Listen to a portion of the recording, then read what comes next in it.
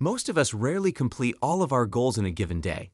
Since we are limited in both time and energy, certain things must unavoidably be abandoned. Can you handle playing the piano, reading, doing meditation, and working out? During the course of your day job, I can, and you can too. Today, I want to share a technique I've discovered to be really effective in handling all these conflicting objectives. It is known as mini habits. I intended to include meditation into my everyday life and turn it into a regular practice a few years ago. I therefore committed to meditating for 20 minutes each day going forward. Sadly, things didn't turn out the way I had hoped. Often, I found it difficult to simply begin my meditations, much less complete 20 minutes of them. I used to provide reasons like, I need to be somewhere else in 20 minutes, so I don't have time to meditate right now. I therefore didn't meditate for even a minute that day the following day. I would frequently feel awful and tell myself, ugh, now I'll make up for it and do 40 minutes today. Yes, it didn't work out either. But after that, I changed my mind. Instead of setting such high standards for myself, I made the decision to simplify my meditation routine. I cut the amount of time I wanted to spend in meditation from 20 minutes to 2. This way, despite what transpired over the rest of my day, I could finish my meditation. There were no justifications because I could always find 2 minutes in my day, regardless of how exhausted or busy I was. We set ourselves up for failure if we have high expectations for ourselves, and as a result of our high standards, we occasionally accomplish nothing. If you go to the gym, you might plan to work out for an hour. What transpires, however, if you only have 40 minutes to spare? Since their only intention is to work out for an hour, the majority of people would never visit the gym. Therefore, they settle for 0 minutes of activity as opposed to 40. Their lofty goals are being derailed by their unrealistic expectations, and that's the incorrect strategy. The little habits play a role in this. Many habits are basically behaviors with such low expectations that you can perform them consistently each and every day. Even those who are unhappy or mentally unmotivated can succeed. Recall all the things I said at the beginning. Actually, they were little replicas. I didn't mean to imply that I performed those duties for an hour apiece when I mentioned I'd do them. Instead, I spend just 3 minutes playing the piano, 1 page reading and 2 minutes meditating and get in some push-ups for workout. You might now believe that I am genuinely unproductive. You can't expect to achieve anything if you only read 1 page of a book each day, are you right? But that's not always the case. I have these little routines because they help me do everything more quickly and establish habits that are genuinely ingrained. When I was having trouble with my meditation practice in the past, switching to a shorter session was the key to success. Given the low bar, I had little trouble establishing the habit. As a result, when I followed the practice for those 2 minutes, I frequently accomplished a little extra later. In the end, even though my goal was only to meditate for 2 minutes, I would occasionally spend 20 minutes doing so because of this. Small habits are effective.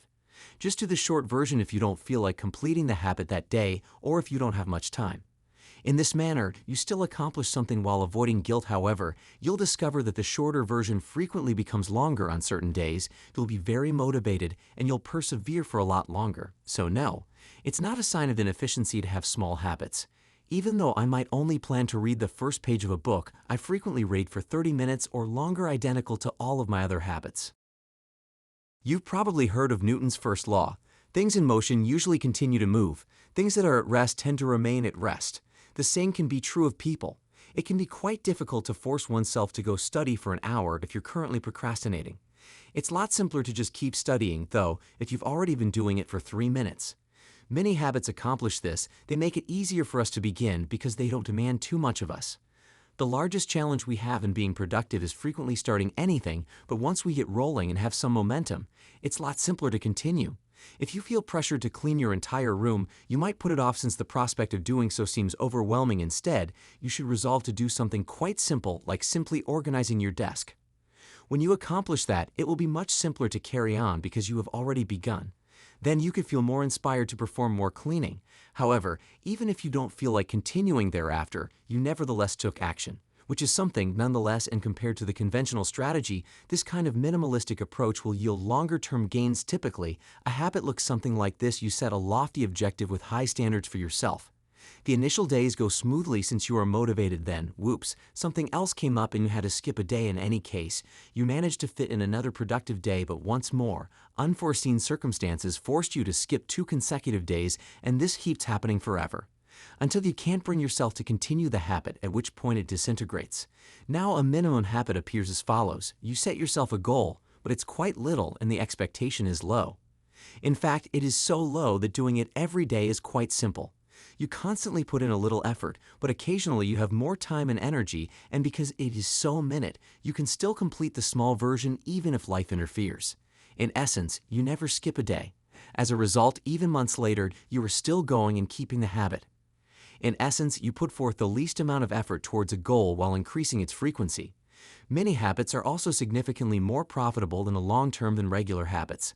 Now, I want to inspire you to apply the small habit concept to something that you keep putting off.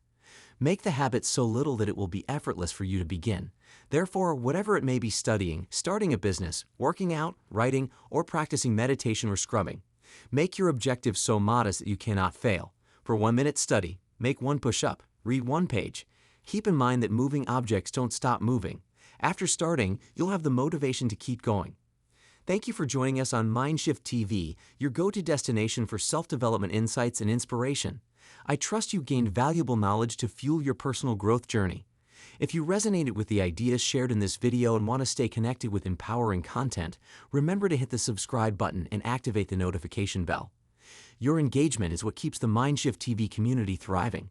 Don't hesitate to share your thoughts, questions, and ideas in the comment section. We're here to support and learn from one another. As you continue your path of self-discovery and growth, always remember that transformation is within your grasp. Armed with knowledge and intentional actions, you have the ability to sculpt the life you envision. Keep learning, keep evolving, and keep embracing the journey of self-development. Until our next video, take care, and we'll see you again soon on Mindshift TV.